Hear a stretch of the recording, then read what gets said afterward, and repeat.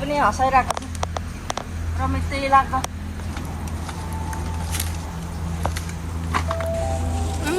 यहाँ भित्र त बोडीहरू नि कति चाहिँ फलेको रहेछ हेर्नु टिपेरै नसक्ने हो यहाँभित्र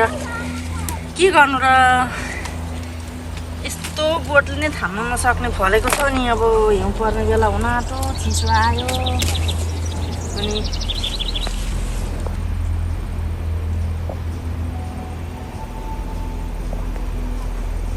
अनि लौका हेर्न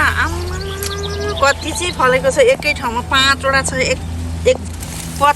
कत्रा फेरि एकै ठाउँमा 5वटा छ हो आँटी नआँटी अस्ति 16वटा टिपेको अहिले त्यति नै छ फेरि बढ्नु घाट दुखेर मर्छ त्यो टिप्दो राख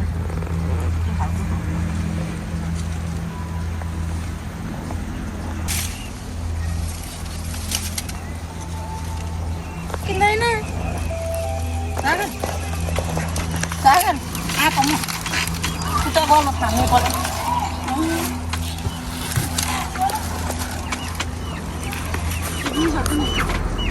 उँभो जानै सक्नु हाम्रो रगत पऱ्यो अब यहाँको हात छ भने तोरीको साग हेर्नु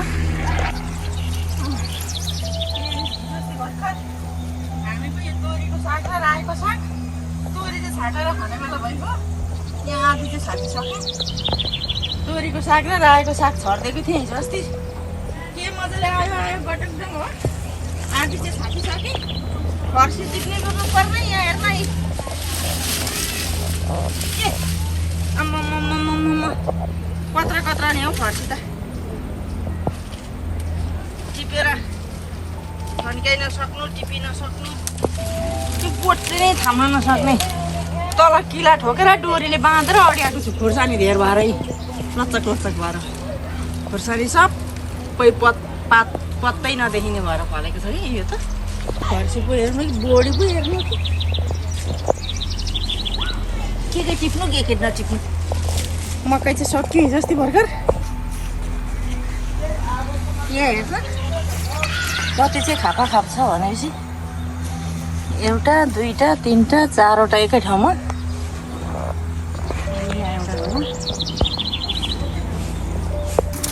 यहीँ 4वटा यहीँबाट टिप्यो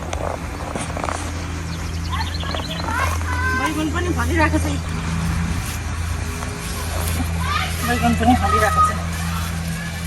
जस्तै टिपे आदि अरू फेरि टिप्ने बेला हुन गाइस यसरी खप्टेर पनि फल्दो रहेछ होइन यो फर्सी हो होइन सँगसँगै फलेको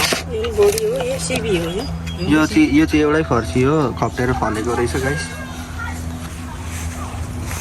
यो चाहिँ अब नाम चाहिँ थाहा भएन है के हो लौका अरे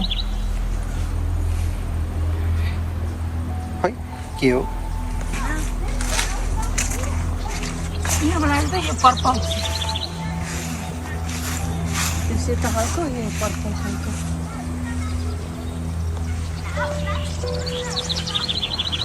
फर्सी के हो फर्सी अघि यहीँबाट 5वटा टिपेर लगाएको छु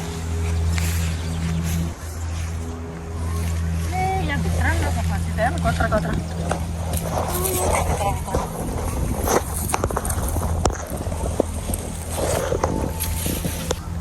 अस्तिको झिमलकै जस्तो गरम हुनु भने नि यो खालको दामाले छ अहिले फेरि होइन उहाँभित्र हेर्नु भित्र कति चाहिँ झुन्डेको छु पर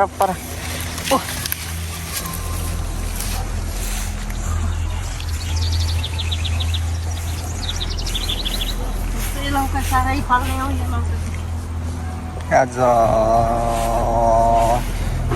अक्टोबर 9 होला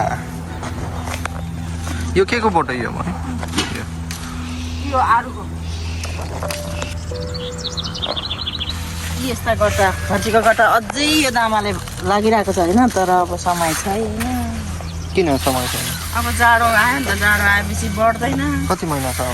अब यही महिनाभरि मात्रै हो